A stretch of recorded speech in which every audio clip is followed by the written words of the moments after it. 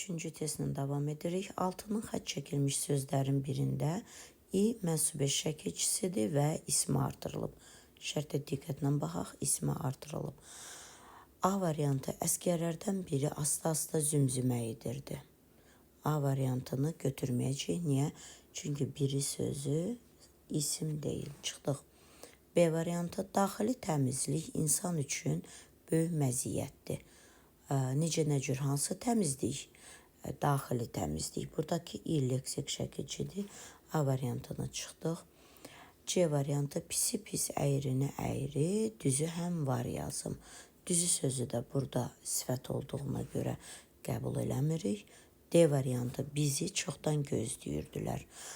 Deməli, ümumiyyətcə şəxs əvəzlikləri bildiyimiz qədər mənsubətə görə dəyişməz. Ona görə buradakı biz sözü də şəxs əvəzliyidir. D variantını da çıxdıq.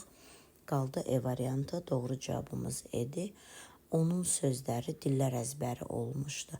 Həm isimdir, həm də mənsub eş şəkilçisi qəbul etmiş sözdür. Deməli, dördüncü testimizdə bizdən nə tələb edir?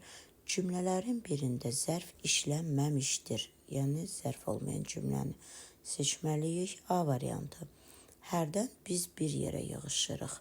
Hərdən zərfdir, çıxdıq. Sözü deməmişdən qabaq, yaxşı-yaxşı fikirləş. Necə nə cür nə tərzdə yaxşı-yaxşı zərfdir. B variantında çıxdıq.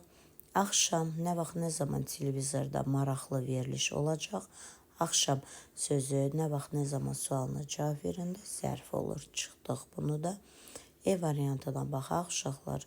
Biz demişdik ki, az, çox sözləri feildən əvvəl gələndə zərf, adlardan əvvəl gələndə isə say olur.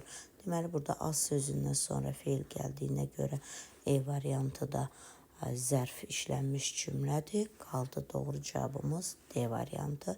Çünki həmin cümlədə zərf yoxdur. Cavab D variantıdır. Beşinci